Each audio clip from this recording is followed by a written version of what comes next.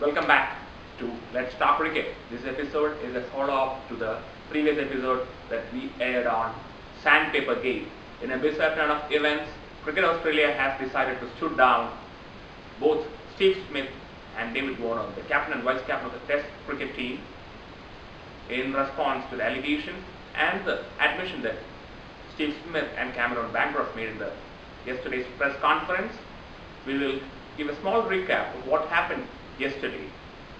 The first, Cameron Bancroft took an unidentified object and scrubbed the ball. The big screen showed it, and Darren Lehman, also the head coach, saw it. He relayed the information to Peter Handscomb, who was the 12th man, and Handscomb transmitted the message that he was caught, and Bancroft tried in vain to hide the object, and when the umpires questioned him, he produced a black handkerchief, trying again to cheat in the midst of all zoomed in cameras. Cricket Australia's test team was caught napping in a huge scandal, which now has resulted in Steve Smith losing his position as the captain midway through a test match which is unprecedented in the 250 years of first class history. Tim Paine, who 6 years was in exile, has now been entrusted with the job of handling the Australian test team. And drastic times are ahead when the Australian PM Turnbull describes Australian cricket team's action as beggars belief, and the legendary Adam Gilchrist himself saying that the team has become the laughing stock of the world sport. The ICC also have initiated action, and now the verdict has come that Cameron Bancroft has received 3 demerit points and has been fined 75% of his match fee, while Steve Smith has been suspended for 1 test and has been given 4 demerit points and deprived 100% of his match fee. The valid point that we raise is, are the ICC biased when it comes to Australia? I remember an incident in 2001-2 when Mike Proctor found 6 Indian players guilty of excessive appealing without inconclusive evidence. Even when South Africa did not raise a charge, the match officials deemed it as to be conclusive and banned 6 players. And the third test, which took place subsequently, was an unofficial test between India and South Africa. When it comes to Australia, when it comes to England, ICC are having double standards. In the course of 1 month, we have had a number of violations on the part of Australia, and they have been escaping with subtle or little fines or demerit points. Whereas you look at the case of Casualties, he was suspended for 2 test matches until he was revoked when he went for an appeal. So ICC is not doing its fair bit to ensure that laws, when they are defined, when they are enacted upon, are the same for one and all. It was an ill-conceived, insidious plan, which I suppose, which was taking place all through the tournament, when David Warner or whoever was standing as the regulated person for ensuring that the ball was shiny on one side, was repeatedly making the ball scuff, making the umpires change the ball. I will give you an incident from the first test match when the ball was changed when South Africa were 146 for 5 in 42 overs.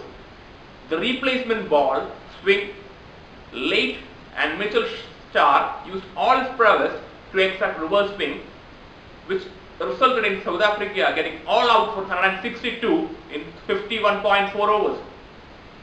This was why Australia wanted it once again, the umpires to change the ball, and that was their ultimate aim. But the umpires, on-field umpires, Nigel Long and Richard Illingworth, were too smart to understand that they did not change the ball, and Australia's insidious project did not take off. I am happy to say that ICC has acted soon, and Cricket Australia has taken its stern stand too. This is a disgrace to the entire cricketing community, and Steve Smith, however great the batsman he is, and David Warner also, one of the true all-format players of the current generation, they are not true ambassadors of the game. When cricket is all set to expand to different parts of the globe, this act from the #1 ODI team in the world, which holds the World Cup, is a disgrace to the entire global sporting community, not only cricket. I say this with pain in my heart as an ardent follower of cricket. I feel truly pained by Australia's team of 11 and the leadership group, which has this plan to change the course of the match. If you're going to cheat when you are under pressure, when you are desperate to win, then cricket is not a sport for you. Steve Smith and David Warner, you have lost the respect from almost all parts of the cricketing community. I will read the tweet that I read, which was so striking to me. Sue Daniel, one of the most reputed figures in Australian press, tweeted, "Dear Australian cricket team, I teach my sport-loving son to win and lose with grace. How can I explain this? So, how can we understand this? How can we even comprehend this?